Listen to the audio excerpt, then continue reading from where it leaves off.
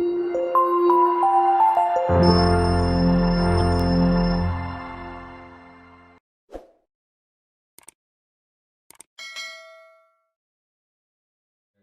everybody to our Monday night shiur. We are very excited that I'm able to host today a seudah for Rabbi Avraham Dov ben Rav David, the Admor Avritch, and the head of the Hasidim of Tzefat. In the 19th century, he passed away, I believe, in the year 1840. It's a known thing. The Rebbe Mitosh brought this down. This whole seudah is from the Rebbe Mitosh.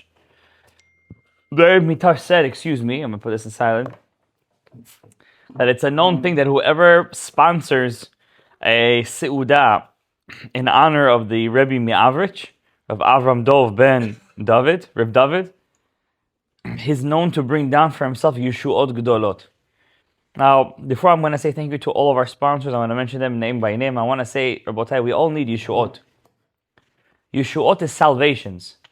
The fifth Rebbe of Chabad, the Admor Me'emtzai, says, what is the meaning when we take the cup of wine and we say, Kos Yeshuot Esa, Ubeshem Amonai Yikra, when we say in Havdalah, right?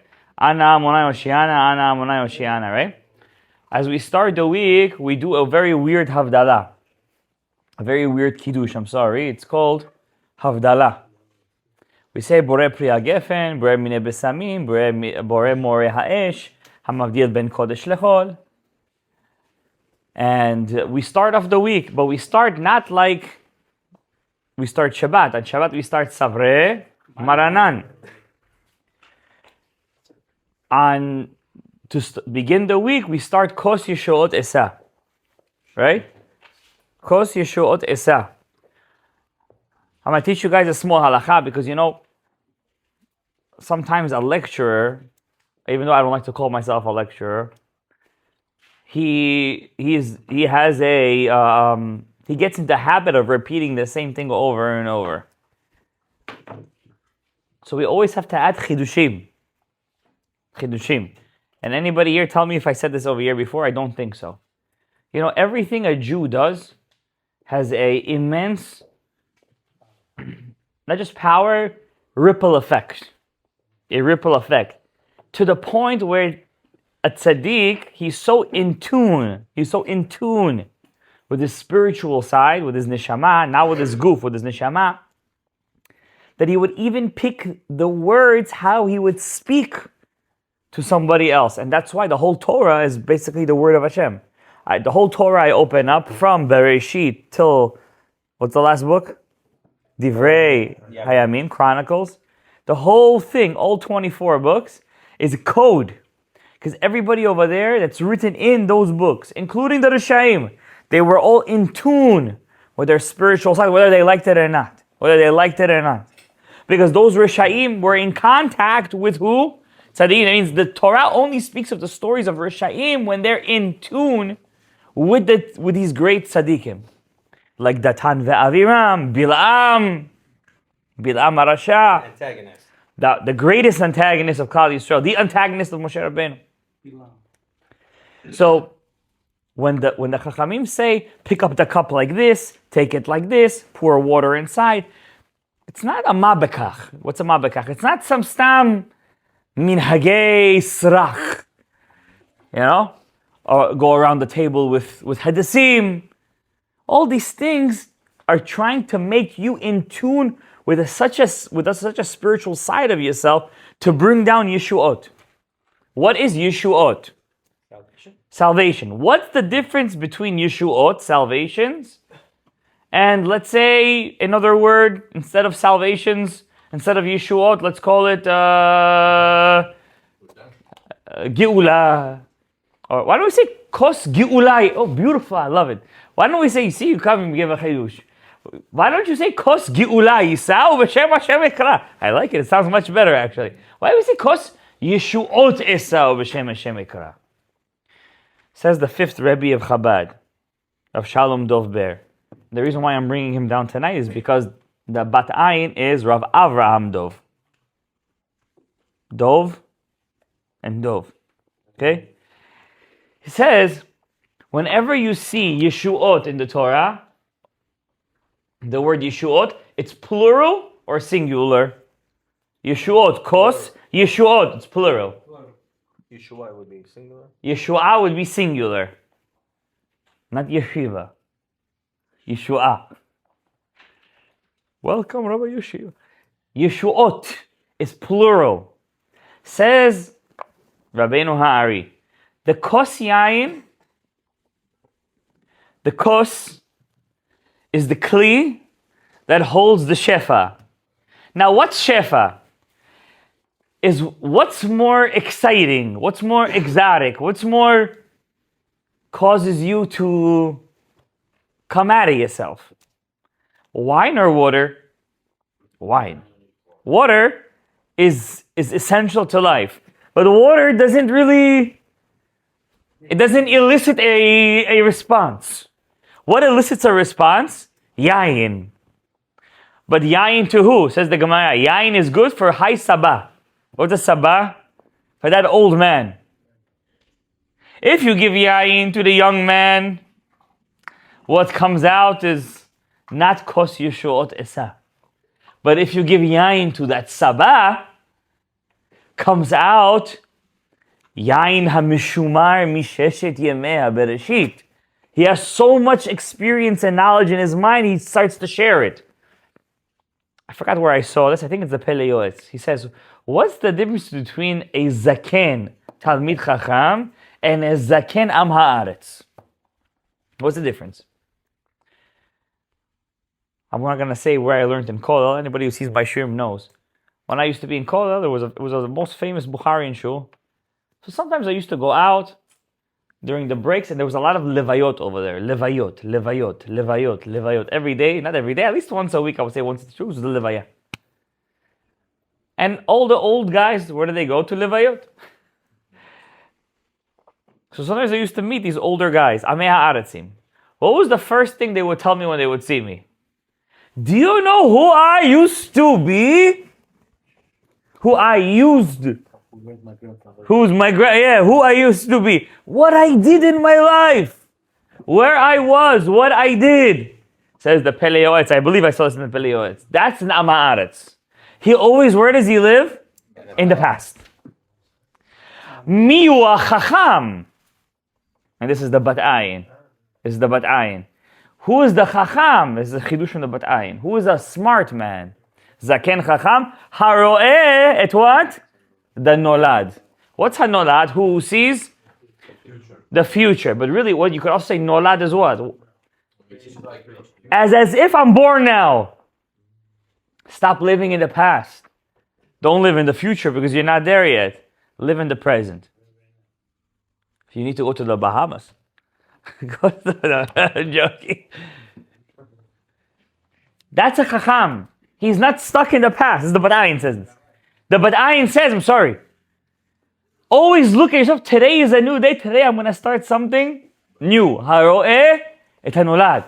And of course, to start something new, sometimes you need yayin. Sometimes you need a little, catalyst.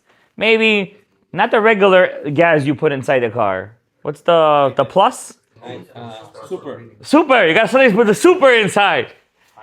Yeah. So you start the day with kos yeshuot esa. So we start the week, kos yeshod esad. This is not from the Badayin. And we start give yourself a little push. Motzei Shabbat has to be the most holiest day of the week. You know that, right? The holiest day. Do you know, I'm going to go back to the Kiddush in a second. There are 6 days of the week. Rabbeinu Ari says it's really 2 parts of 1 week. Sunday, Monday, Tuesday, I shouldn't say that. Yom Rishon, Yom Sheni, Yom Shlishi is really one separate entity. Yom Revi'i, Yom Chamishi, Yom Shishi is a second entity, and Shabbat is by itself. So says Rabbeinu Ha'ari, every single day, if a person takes upon himself the avodah of avodat Hashem, which means, some people say, I want to learn yeshiva my whole life. This is my job, just to learn. It's beautiful. There's tiers, right? This is level A tier. If you want to be level S tier, you know how to be in tune with every single day of the week. So Yom Rishon, for example, Motzei Shabbat, What's the tzaddik's avodah, says Rabbeinu Ha'ari? The whole day you have to think of HaKadosh Baruch Hu and don't even miss a moment of machshavot kedoshot. That's Sunday. That's Yom Rishon. Yom Rishon. Yeah. Hayom Yom Rishon b'Shabbat Kodesh. Why? Yom Rishon is the neshama. By the way, the Kohanim used to be very afraid of Yom Rishon. They used to die on Yom Rishon. The Gemara says. That's when their neshama used to leave them. Those Kohanim who were stuck in the base of, not stuck, because it's such a day of, Shabbat was such a close day, then when Yom Rishon would come, yes, and their chesed, and they would, at least the ones who were in tune with the spirituality, would be a very dangerous day for them. Some of them would fast on Yom Rishon. They would fast on Yom Rishon, because that your neshama is basically leaving you on Yom Rishon. The neshama of what? Of Shabbat. If you're zocheh. Yom Sheni is ruach. Yom Rishon is neshama. Yom Sheni is ruach. Yom Sheni, what's the avodah of ruach? Where does your ruach come out of? Your mouth. Ruach is limut Torah. The Ari says Yom Sheni, full of limut Torah has to be. Today. What was today? What was today? Yom Shlishi is nefesh. We're going down. We're spiraling down from Shabbat. Because basically Shabbat is like, it's not the bottom, it's the pinnacle. Everything kind of like goes down from Shabbat and builds up to Shabbat. We're all living for Shabbat. Yom Shlishi is nefesh. Nefesh is ma'aseh. The Ari says any mitzvah that comes to your way, that's a ma'aseh. For example, you hear there's a levaya today. That's your job on the Yom Shlishi. That's why you heard about it on a Tuesday, on the Yom Shlishi. Go on the levaya. At least 4 steps, do 4 amot. You have hachnasat orchim, you have bikur cholim on Tuesday. That's the day, that's the ma'aseh. Something to do, the ma'aseh. Do something ma'aseh. Action. Then is not action?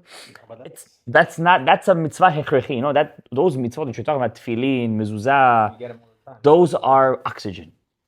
Okay. I'm talking about the yayin now.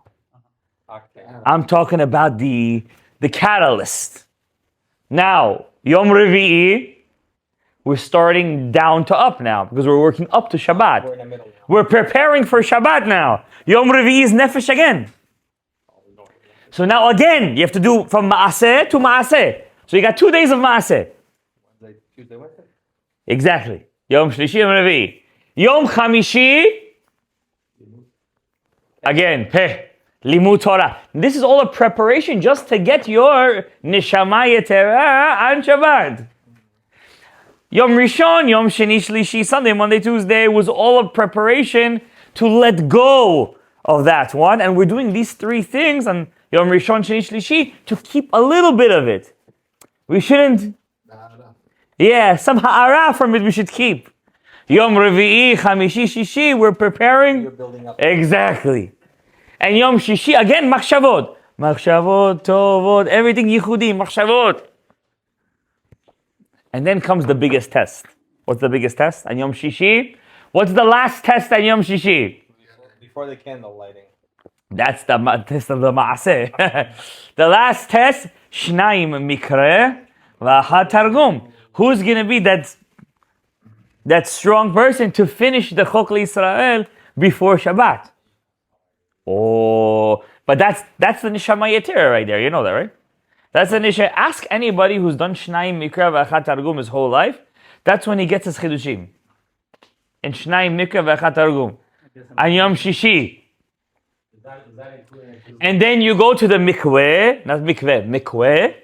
You dip. When you come out of the mikveh, your Neshama Yetera is already floating on top of you. When you say Bo'i kala, toch emuniam sigula, Bo'i kala malkata, the nefesh comes in. Baruch Hashem mivorach of Aravit, the ruach comes in. Baruch atah Hashem hapores sukat shalom, the neshama comes in. A little bit before, but you get the idea. You go home on Shabbat night, your wife is mikushetet. Earrings, chisi, ring, hakol mikushetet. The bite is yafeh, the candles are set, kids are dressed. Oh, Ze'er Anpin has just walked into the Malchuta Kadisha. You sit down, pick up the cup. Savre Maranan Rabbanan V'Rabotai. Says Rabbeinu Hari. Don't laugh. Maranan. The word Maranan is the numerical value 340. Gematria Rapach Nitzotzot, the 288 sparks, and 52. Shem Ben. When you say Savre Maranan, you have to think of Rapach Nitzotzot over there. What's Rapach Nitzotzot? All the Rapachs that's left over from the week that you did not pick up. Now is the time to pick up those last, the small sparks that are left. What's the Ben? Malchut HaKadisha, that's where they come from, the Malchut HaKadisha. Now, here's the thing. Now is your test. If when you come home, why nobody's ready? Why nobody's coming to the table? You think you're a tzaddik yesod olam? I'm sure you are, but you think you're a tzaddik yesod shel ha'olam. Everybody has to be a soldier. Guys, we're not soldiers. We're soldiers of Hashem. And each one of us has an ofi, has a special gift. Some kid is a bit more wild, this, that. Now, yeah, we all lose once in a while, but in general, now is the time for control. Ze'er Anpin has to control his ka'as. Maybe last week. This week you're going to pass with Hashem. New house, new powers. You come in, you have to be chazak. Shalom Aleichem. Rabbi say, what's Shalom Aleichem? I want to ask you. You take your kid's hands. You want to see gula for parnasa? Take your kid's hands. Tell them to take the other kid's hands. Tell them to take the other kid. Hold all your hands together and start going in a circle. I promise you, if you're going to do this every week, forget about the sigulot. It's a sigula that your kids will love Shabbat. It's a sigula that your kids will love Shabbat. Dance with them for Shalom Aleichem. You're tired. You want to eat. The rabbi took another 30 minutes to say his Devar Torah. Doesn't matter. You know why people get tired Friday night? Not because he was working a lot. If he was in Las Vegas, he wouldn't sleep. The neshama yetera, he can't handle the koach. He wants to... He's letting his goof go because he knows the menucha is coming. But the neshama yetera is supposed to make him even more stronger. So he pours himself an extra kos yeshuot esa. But he's got to take it easy with the kos yeshuot esa. Now, here's what I want to tell you. Where you're about to start Kiddush, before the Savre Maranan, you tell your kid, you pick a kid every single week, different kid. Binyamin, Yosef, Moshe, Yitzhak, Yaakov, Avraham. You guys ever seen that video of Rabbi Yosef? Where his shamash comes up to him, he's like, Rabbi, question for you, I have a question from a guy, he's a Chiloni. What should he name his son? Idan, Aiden, or Ido? Something like that. Oh, we see this video, I have to laugh. And I laugh. Rabbi looks at the names, he's like, tell him I say, can't name him Avraham. He's like, Rabbi, Avraham. He's like, Rabbi, he's Chiloni. Avraham is a religious name. He's like, what religious? Avraham was religious? Avraham was before religion. Tell him I say, put his name Avraham. But he wants to put Idan. Tell him I said Avraham. That's a real rub. I said Avraham is going to be Avraham. Who knows what happened at the end of it. But you say to Avraham, come, pour the wine. You know, there's a special koach. What pours the wine in the kos? The wine is the yeshuot in the kos. I thought the wife's supposed to do that. Not necessarily. Then another kid, Yitzhak. Pick up the cup with two hands. Not one, two.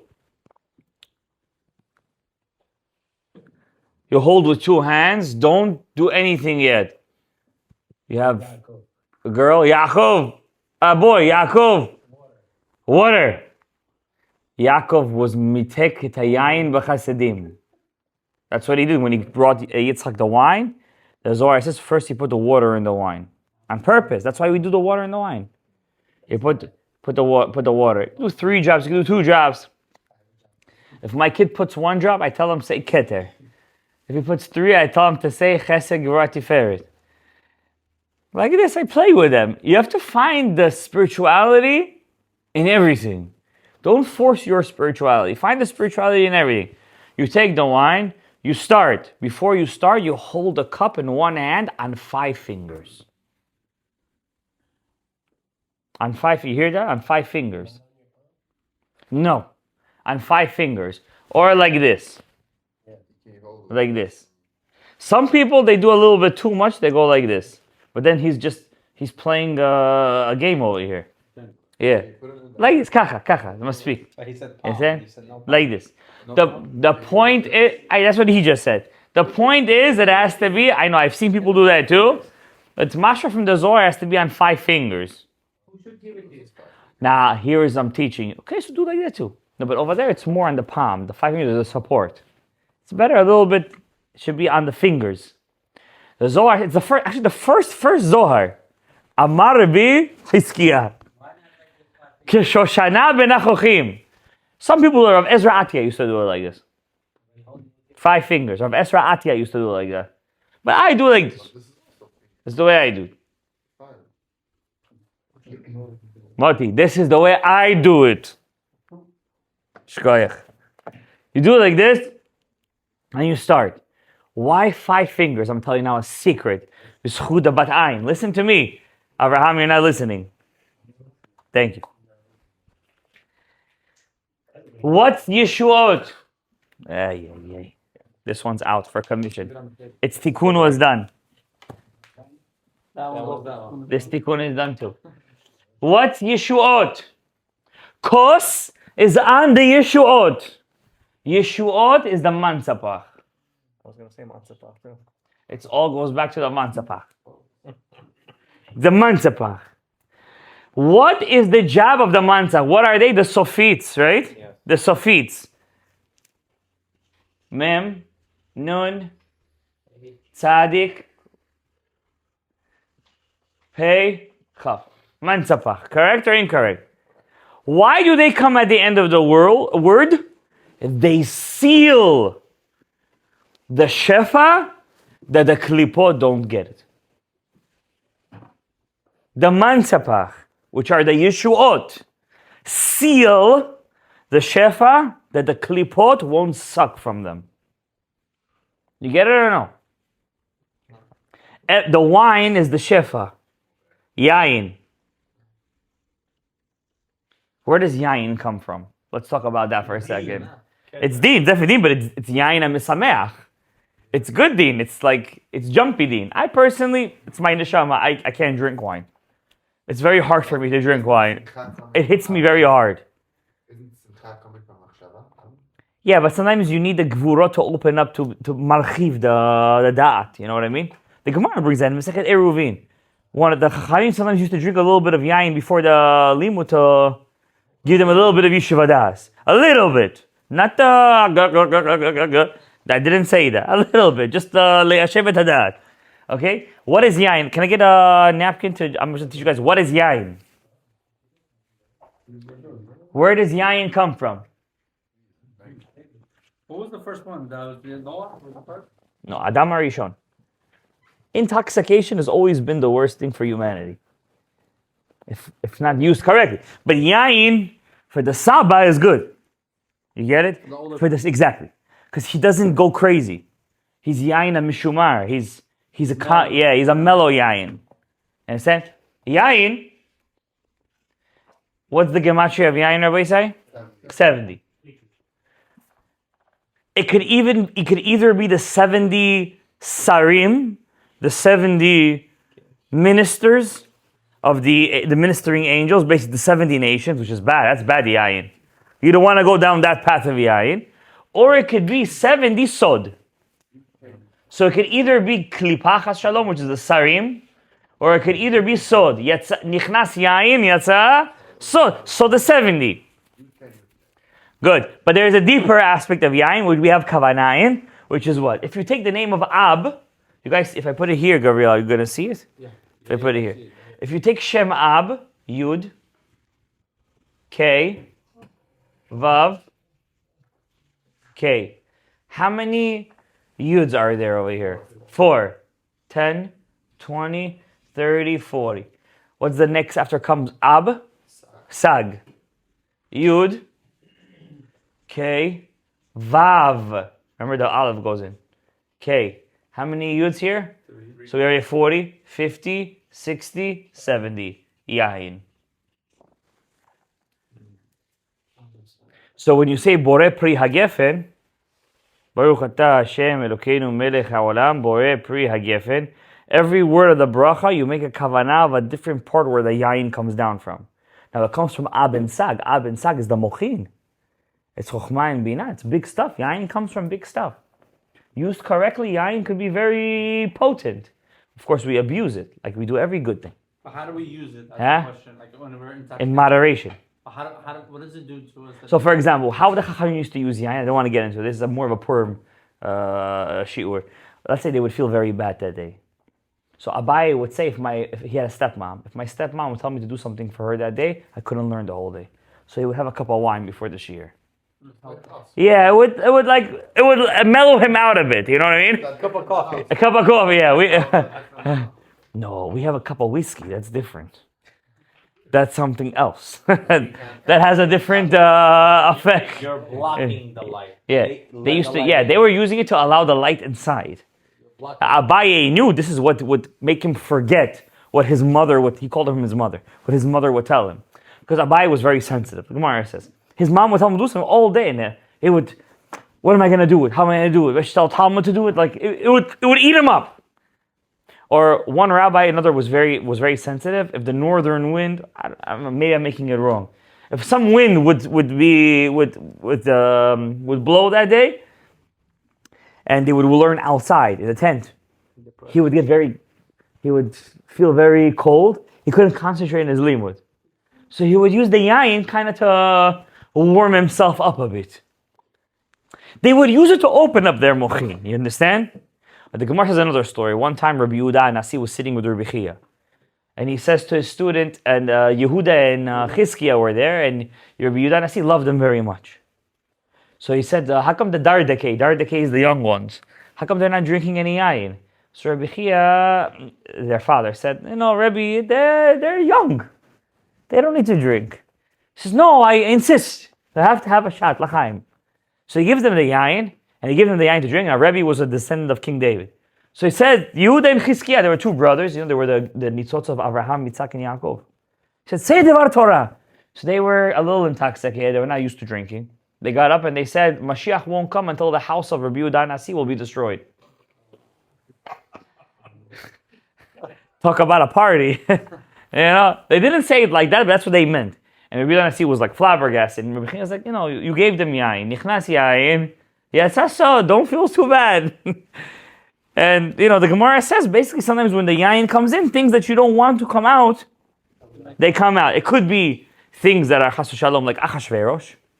The goyim, the Gemara says Masechet Megillah, when they drink yain, what is the first thing that comes into their mind? Whose women are prettier? The tzaddikim, the hasidim, the kedushim v'tehorim. They drink and Torah comes out.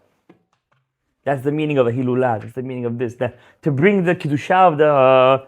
Sometimes you don't want to let it out, and it comes out. Here's the meaning of kos yishot. I want to go back to kos yishot. The yain is the shefa. It's the ab and the sag. It goes into the kos. Kos is the kli. Kli kos is gematria. Kos. What's gematria? 86. Elokim. Elokim is always the kli. So Elokim holds the yain that the shefa doesn't come out. But the klipot want to take from you. That's why it needs to be silver. That's good. That's good. But that's why you have to say Yeshuot. That's why the Yeshuot have to be there. The Yeshuot, and so that's why Dafka, when do we say the Yeshuot? And Havdalah. The Havdalah. Because during the week, we're going into the Avodah. We don't want the klipot. Shabbat, there is no klipot. The klipot don't suck from Shabbat. But on the weekday, all the satanim come to play with you, especially if you're a businessman, you're school, you're a service member, whatever the case is. They come and they Exactly. Oh, I like that word. They harass you. They harass you. Wait a second. We're getting to the Aleph this now. Here's what I want to teach you from the Kavanah of Kriyat Shema Lamita. Now I have a idea. It's not good to say the ideas that you want to do because they never come into fruition. That a couple of years ago I made you guys, but you guys understand the meaning of Kosti Shotesa? Yeah. Then after you do the Kiddush, you sit down, you drink the Ayin, you have the Lechem. Lechem is 12. At least one of the 3 meals have 12 breads, Rabbi say. Your Parnasah will change. You'll be able to take that trip, Gabriel. You'll be able to take that trip. You stop, exactly. It's a test. And trust me, in my house, it's also hard to do. Yeah, you guys always. So, you do 12 breads, salt, abizatzina, notzer v'nakeh, kavanot. You finish your meal, birkat hamazon. Everybody goes to bed. Now that you're full of mochin, now you tell the Shekhinah, Ariel, the mezuzah is on the door. Come through. Exactly. Now it's time to bring Nishamot Kedoshot to the world.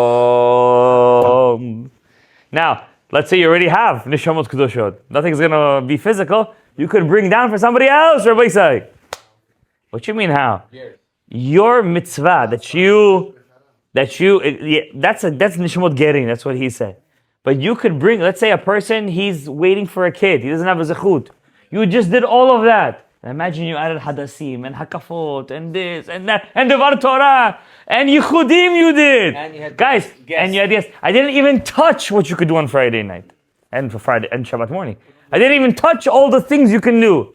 And then you bring in a nishamot, forget it. You know what you get? Zihara ilah comes down.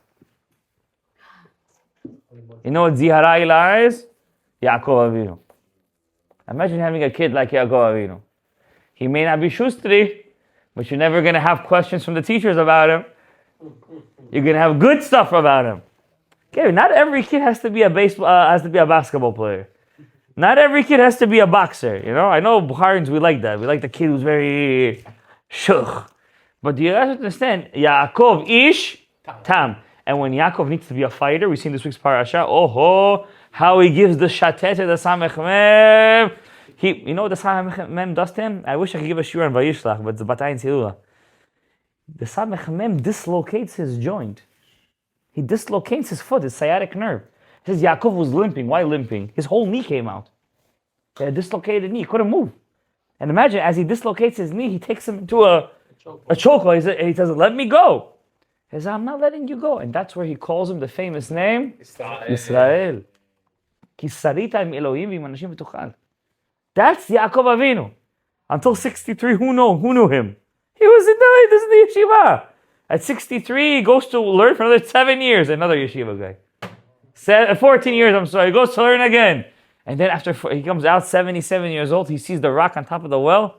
Rashi says he opened it like he opened up a wine bottle. The pkak, puck. He knocked it out. Where did this guy come from? How he has so much strength? I'm sure Yaakov, if you saw him, he wasn't hitting the gym. It's not strength. He was channeling his energy. He channeled his energy. I'm sure they were not hitting the gym. Yeah, they were shepherds. They were this. I'm sure you need to be physically capable to pick up those sheep. But I'm sure he wasn't a hunter and a fighter. He was Yaakov Ishtam. But when he needed to channel that energy, that's why the Gemara says about Shimshon and Masechet Sotah. Don't think you see him like in the movies. La aleinu, la avdil. He's like this. No beard. Where's his beard? I want to know where's his beard. No beard. This and it says Shimshon was a choloch. You know what choloch is? He was a cripple. You saw him, you're like, how's this guy a fighter? He used to channel his energy. Ruach Hashem mifa'amo. You know what mifa'amo means? He used to shake him. Mifa'amo, it's Ruach Hashem. Now, Yaakov Avinu, he was called Yisrael this week's parasha, and there's also a lot to learn from this week's parasha. How do we have to deal with the incoming administration? I don't like giving shiurim on current events a lot because it's clickbait. I don't like clickbait. I'm here to learn, not to clickbait. But there's a lot going on, and we have to do. Our part is we have to do more kavanot, more limud Torah. That's our protection until biat goel tzedek. You understand? And today is the HELULA of the Bat Ayin. And Rabbi Avraham Dov ben Rav David Avritch today go home. We're gonna light a candle for him. He's the Rebbe of Tzefat, of course. The Levi asked me a question 2 days before his birthday, and I'm gonna say no to him. Has v'shalom.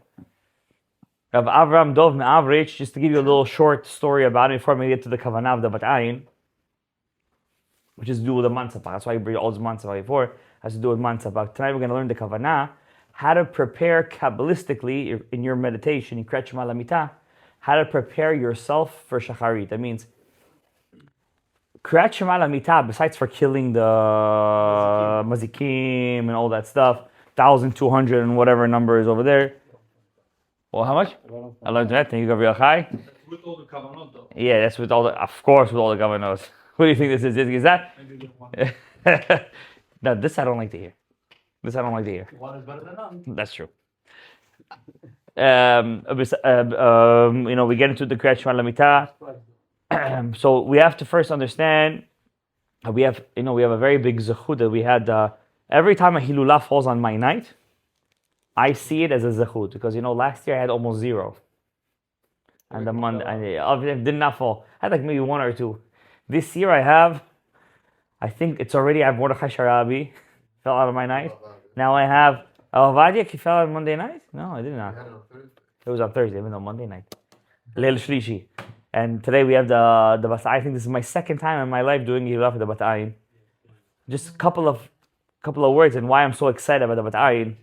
Rabbi Avraham Dov Ma'avish, listen to me very carefully, guys, because it's already getting that time of Shlufi. He was, if I get a little numbers off here and there, don't kill me. I think at the age of 75, he decided to make Aliyah Eretz Yisrael. From Avritch, which was under the White Russia, the Russian Pale. He was under the Russian Tsar. He was his Rebbe was Rabbi Levi Yitzchak Mibardichev, Rav Nachum Chernobyl, and Rav Mordechai Chernobyl. If you guys know the Chernobyl dynasty, it's the dynasty. It's the big dynasty. It's like everybody over there came out to be an Admor, and came out like 20 Admorim from every single Admor. Chernobyl line. It's a Ukrainian line. Rav Avraham Dov was a student of theirs. I think his grandfather was a student of the Baal Shem Tov. His grandfather. Rav Natan, Neta, something like that. And if you ever learned the Bat Ayin, Rav Avraham in the back over there has the abridged version of the Bat Ayin, but the whole Bat Ayin, it's not such an easy book to learn. It's on the Parashiot. The Bat Ayin loved Eretz Yisrael so much. Now he was born in the 17. What year he has over there? What year he has? What year was born? 1740, but that's a mistake. It's 1840 he passed away. Yeah, 1740 to 1840. No. Yeah, no, he didn't live till 1830. How do I know? Because the year 1836 was the great earthquake, which was the story I'm going to tell you. Yeah, you can pass that book over here. You gotta show. Let me show that book on the camera over here. He passed away for sure 1840. I say. Google says that. Oh, thank you. Google agrees with me. So this is the Bat Ayin. This is the translated version. I don't know if it translated the whole thing, but when he was born in the 18th century, his love for Eretz Yisrael was so strong. The whole book is basically his shiurim on the parasha. He didn't agree that his Hasidim should print it out until he brought the book with him to Eretz Yisrael. He said, my book has to breathe the air of Eretz Yisrael, and then he agreed to print it out. Just give you a background how much he loved Eretz Yisrael, like badly. Back then, in Eretz Yisrael, Yerushalayim was not the city to live in. Tzefat was still in its glory, but it was already losing its splendor. There was what we call the golden age of Tzefat, the golden age. 1700? Yeah, and the Ari's time for sure was in its golden age. Beit Yosef, no, it was in the 1600s. It was the jewel of Eretz Yisrael. It was in the Galil, and the Shnei Luchot Abrit, Rav Yishaya Horowitz, when he came to Eretz Yisrael, the people of Tzefat begged him, please come to Tzefat. It was still in its grandeur, and he, for some reason, He said, I love Tzefat very much, and you guys are giving me a very lucrative position. The Shla said this, because the Shla moves from Europe to Eretz Yisrael. He left everything and he moved to Eretz Yisraal. See, these people, they loved Israel. Like it was in a bad situation back then. Like every other year was a plague. We're going to see there was 2 earthquakes, and not regular earthquakes. Like we're going to say, Tzefat was, rubble? Level. It was leveled. Every shul that you see today in Tzefat is a rebuilt shul. Everything was leveled. The only shul that stood was the Bat Ayin shul. Yeah, everything level. Everything was rebuilt. It's not the original Ari's shul. It's the original spot, but it's not the original bima. They try to, replicate it. The room is still there. That's what we assume. That's the same room. You understand? But there's Beit HaKnesset Ari Sfaradi, Beit HaKnesset Ari Ashkenazi. What? Sometimes you used to daven here and there. What's the on Yom Kippur used to daven there? There's there. No. He davened in one shul. I'll give you a proof. He used to go for Kabbalat Shabbat. He used to go. Oh, so the basis for ideas, where he used to go for Kabbalat Shabbat? Basically, it's called Beit HaKnesset Ashkenazi. Yeah. He used to go for Kabbalat Shabbat. There wasn't a shul. I would say the opposite. Because Beit HaKnesset Sfaradi, it's more closer to the mountains. And it said he would go out to the mountains. It makes more sense he would go to that one and Kabbalat Shabbat. I don't know. But I know for a fact that many minhagim of Rabbeinu Ari, it's not a shul of Rabbeinu Ari. But I know for a fact that all the shuls were leveled. And I'm telling you even more than that. It took for them almost a week. It says that from the earthquake, the second earthquake in the year 1836, Leminyanam, it was so bad that 90% of the population was killed. Wow. 90%. It was so bad they were hearing the cries of babies under the rubble for days. And they couldn't take them out. That's what, there was a doctor, a Goyish doctor from Lebanon. He came and he wrote down his experiences over there. He says it was very bad. It's not like today, you come with cranes and even that. Remember in Surfside when the building fell? I don't think they even found everybody over there. Remember in Syria a couple of years ago how everything was leveled? I think they found a woman that gave birth under there. She gave birth to the baby survived, and the woman, anyways, crazy stuff. This is one person over there wrote, he says, now I believe how Hashem could bring his deen on the world. After you saw the earthquake in the year 1836. There was an earthquake in the 1700s. And an earthquake that almost leveled down Tzefat. Almost leveled down. Most of the graves you see in Tzefat today are graves that we don't know who they are. Because it was such a big earthquake, they say over there that it was as if the whole foundation of Tzefat was moved. Everything stands on a foundation. If you ever see a house built, everything is on a foundation. The whole thing shifted so bad, it was a catastrophe. It was complete catastrophe. That's one of the reasons why people left Tzefat. And Tzefat today is one of the poorest cities in Eretz Yisrael. One of the poor. COVID killed it, Chas v'Shalom, because it's a tourist city. During COVID, people stopped coming completely. Now a little bit it's coming back to itself, but the city of Tzefat is not considered one of the. It's in the Galil. It's in the north. It's not really a farming place. You know what I mean? It's not a lot. It's surrounded by Arabs over there. Huh? What about him? Most of the graves were leveled. The tzionim that we have right now, they say that those are the original tzionim. You understand?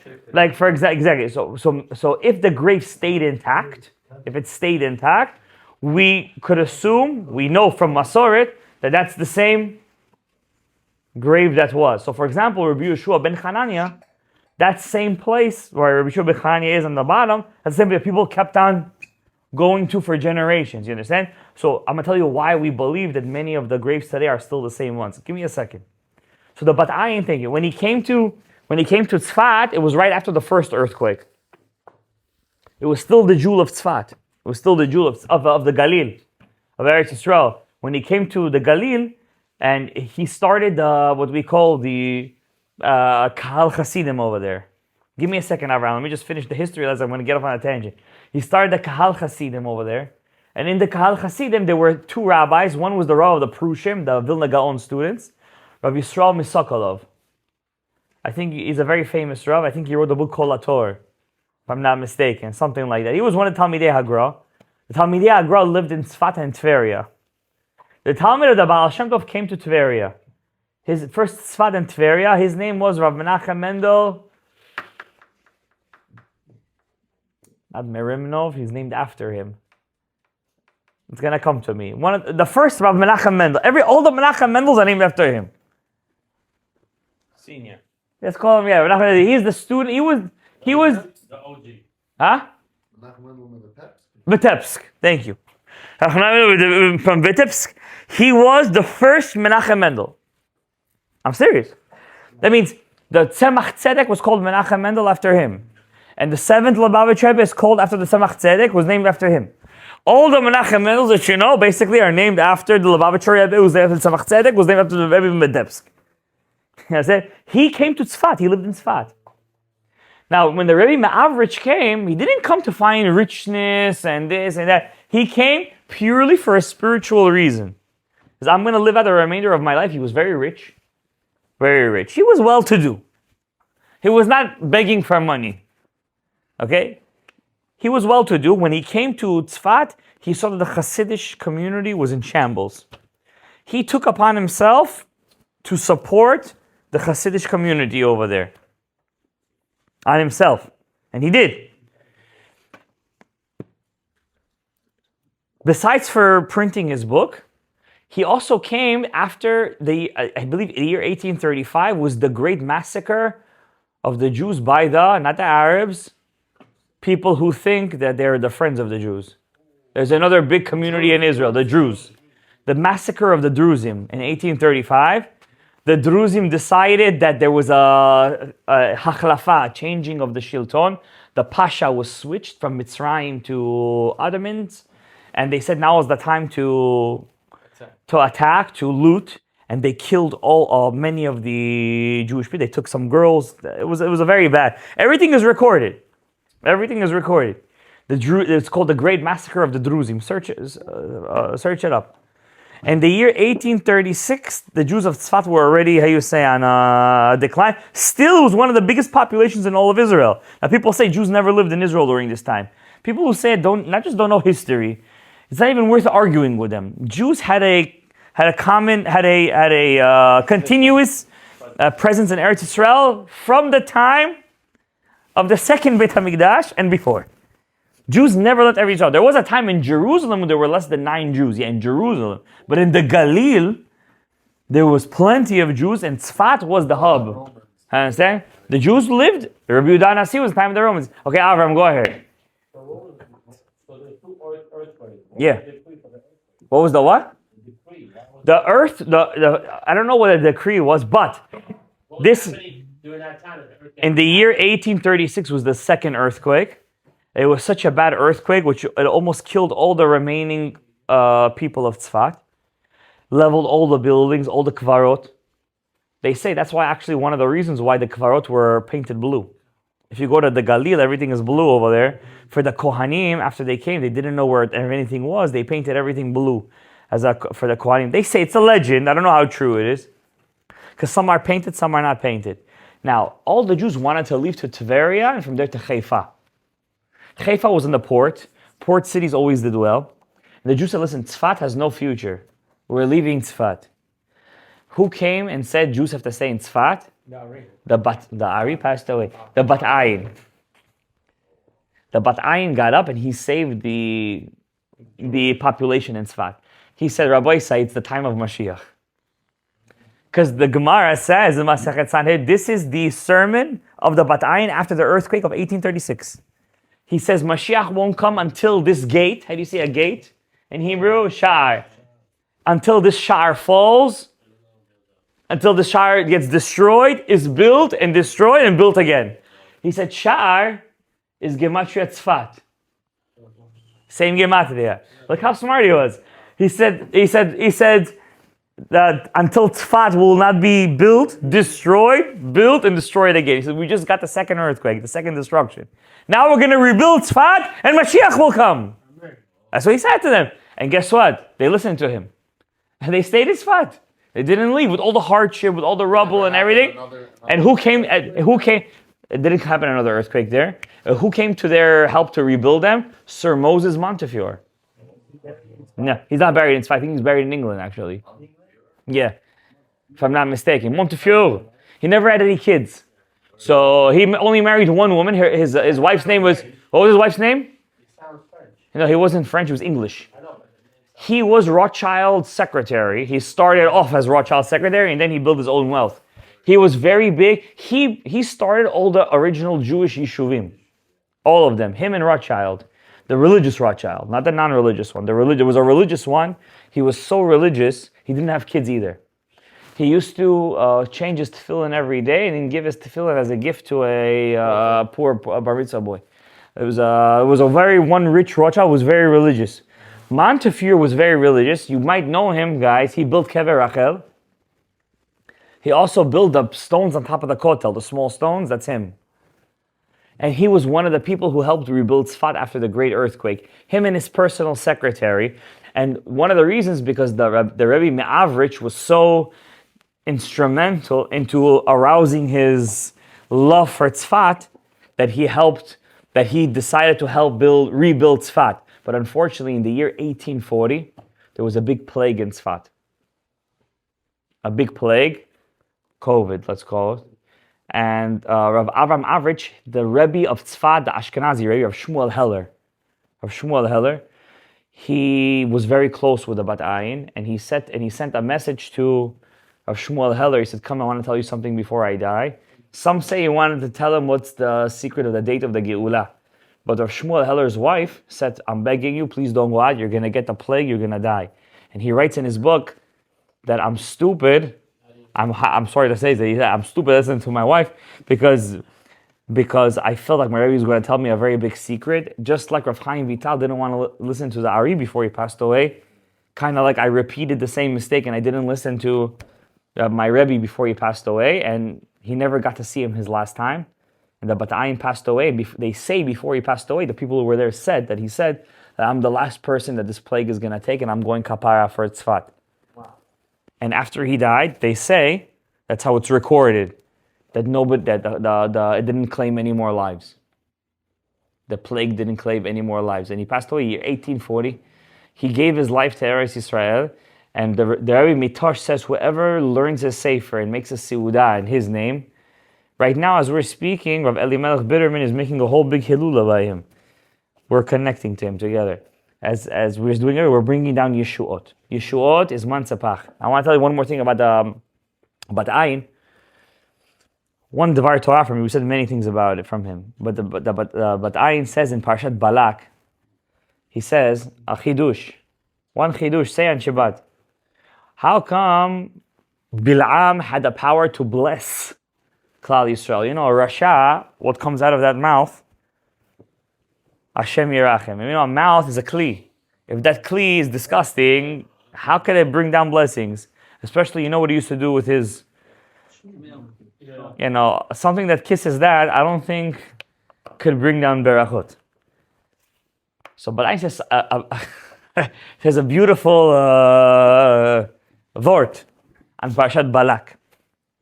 Heard this from Rabbi Melech Bitterman. He says, look at the power of one being embarrassed. What happened when Balak sent the messengers to Bilam? The first night they came, he said, stay, let me hear what God says. What did God say? There's also an answer to your question. You ask this question every year. He says, don't go. When the second messengers came, Bilam said, stay. Let's see what God's going to say again. You always ask this every year. Why did he say stay? He told them not to go. What are you, stupid? Right? And the second time, God comes to him and he toys with him. He tells him, go. But anything I'm going to say, you're going to do. Okay, he goes. Now leave that question over there. Why did God say go? And why did he allow him to go again? He just told him not to go. It's as if God changes his mind. It's a very big problem. God changes his mind. Those are the, that's not our cup of tea, right? Ani Hashem lo shaniti. The Torah says, I am God, I don't change my mind. Okay. He goes with them, and then Bil'am has the zechut of seeing two revelations. He sees the malach speak to him, then he sees Mam Donkey speak to him. And that donkey, Gemara Masechet Sanhedrin, rips him a new one. The Torah says he said, how could you hit me? I'm your donkey. You know what the Gemara says he said over there? I am the donkey that you rode on me every night since you were here. I'm your homegirl. How you doing this to me? What's going on with you? What's going on? That's what. And Bilam, then God opens his eyes and he sees the angel. You just were ripped up as the biggest Avera ever known to mankind.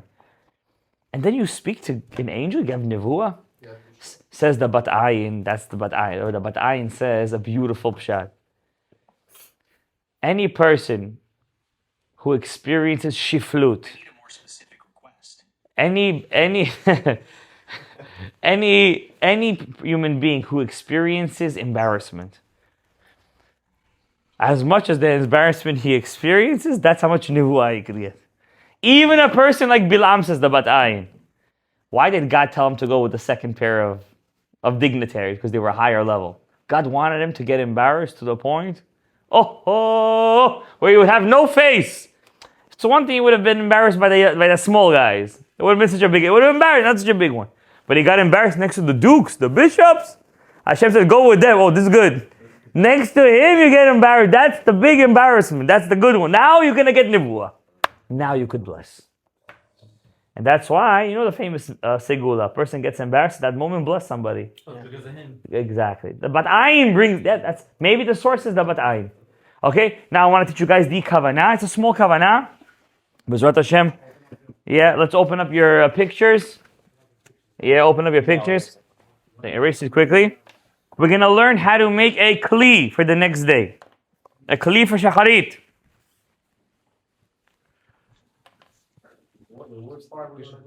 We're going to do from the Aleph Bet. All right? All right. Let's do this. Let's go. The kids taught me in school. Let's go. Bottle. Let's go, guys. All right. So if you look at your pictures, one of the points of Kriyat Shema L'mitah, why it's so important never to miss it. I know it's hard. That's why if you think you're going to miss it, I tell this to all my students, say it right after Aravit. Don't wait till you're going to go to bed. Rav Tzion Bracha, the founder of L'Shem, he used to say Kriyat Shema L'mitah with Kavanot, obviously. It used to take him a long time, but still, he used to say right after Aravit. If you feel and you know you will not say Kriyat Shema L'mitah tonight, if you're not going to say it right now, say it right now. Okay? Obviously not with a bracha. Thank you. Typically don't say bracha What are you talking about? The whole thing or the three parashiyot? The whole thing. Okay. And then before you go to bed, just say Shema. Okay? If you feel like you're not going to say it. And I know, I've heard that Kriyat Shema L'mitah is very tough to say. It's very tough. Because, you know, you're already drowsy, open up the Sefer, this, that. Makes you drowsy, so. And you're like the Hida. The Hida says if you want to fall asleep, open up a book. It's a sigula to fall asleep. I'm sure. So it says, look at the third line on page 428. Letaken, hakli, denok, dekat shaot. That means, besides for every mitzvah that we do, and we're fixing ze'er venok of every mitzvah, vav hey of every mitzvah, there is a general yud-ke vav-ke that we have to fix every single day. It takes 24 hours to fix it. Without Kriyat Shema L'mitah, you don't have the preparation to fix it. So what do you do if you don't say it? You're relying basically on somebody else. That's what you're basically doing. Whoever is the one who does it, you're relying on him. Okay? There's a couple of things that we rely on other people, like tzaddikim who stay up all night learn Torah, this, that. Every city has one of those. You understand? That's a different story. So you have to be mitaken, the kli. What's a kli? Yes, without the kli, without the kosi shot, esa, what are you going to make? You have nothing. You need a kli. Where's the shefa going to go? It's going to go to waste. Right? Like when you do Antit Yadayim, you got to pick your hands up when you do Antit Yadayim. Don't put it down. Teach your kids when they're young. Pick them up. Okay, don't do like this like I do. Pick them up. Pick up the hands when you do Antit Yadayim. Don't put them down. You're letting all the shefa go. All right? Letaken akli denok dekat shaot. How do you do it? The Shekhinah, first of all, has to get Chaf Bet Otiyot. You see Chaf Bet over there, guys? What do you mean, no? Give him the spot. Chaf Bet, the first letters are Chaf Bet. Chaf Bet Otiyot, 22 letters. Mansapach echad, and one mansapach. Mansapach is so important, guys, you don't know. Shelokachat mizah, hey pa'amim din me'amonai. And those mansapach are basically 5 dins. 5 dins. You remember those? The 5 alas is from the second mansapach. And this, the Shekhinah, the Nok, gets it from Zah. Okay? That's what we call the first chotam. The first seal that seals off your shefa, that chitzonim shouldn't grab it. It's called Yerushalayim. Why the Shekhinah has 2 names? Tzion and Yerushalayim. Yerushalayim is the outer seal. Tzion is the inner seal. When that klipa, that golden dome is over there, with its darker dome over there, that means the klipa is inside the Shekhinah. Chas v'shalom. It's sucking directly from the... Hey, listen, we don't want to get canceled over here, but... You know, if a person has a good jelania, may God be with him and may he be successful. Okay? You like that one? And then she gets it. Now, every seal is made out of 22 letters. That's what the rabbi said. You got all the letters of the Aleph Bet. And it's made up of mansapach. The first one, the Shekhinah gets it. The last Hey gets it from the Vav, from Ze'er. The second one, she gets it. Another 22 letters. Chaf Bet Otiyot. Mansapach sheni, in the second mansapach, me'ima, from the bina. So another 22 letters, and mansapach, she gets from, the first one is from Zah, second one is from ima. This is what we're looking at right now. Exactly. Now the second mansapach finish up the deans and gives them the alifs. Aleph, aleph, aleph, aleph. So it turns from din to Amonai. Now look at the kavanah in action. You see how the seal is made over there? Yud vav, vav. You see that yud, vav, vav. That makes the first half of the seal. That's like a door with its bolts. You understand? Then you have a vav, another vav here, a yud, and a vav to seal it off. That's the seal. That's the seal of the Shekhinah. You have to make that seal every night. Exactly. You have to make that seal every night. You have to have it in mind that she gets that from the 22 letters. 22 letters. Mansapach, 5 times din. And you see it right there. You see the 22 letters? You see the mansapach? You see the dins? You see them right under. Right under. No. First you have the dins in mind. And then you have the alifs in mind. Now you see right next to the first mansapach, the first line, you get me'ima. You see that? Yes. You see, the imas give the alifs. You see that? Yeah. And then the dins come from the bottom, from za. You see that za at the end of the line, right under ima? Mm-hmm. You see that? Now all together it creates a seal. Inside the seal is mansapach. What's the seal? Bubs? Vavs and yuds. It's the doors and bolts. Doors and bolts. Vav, yud, huh? Which bubs and which you? Okay, how much is 2 vavs? 12. Plus yud? Yafeh. Another 2 vavs?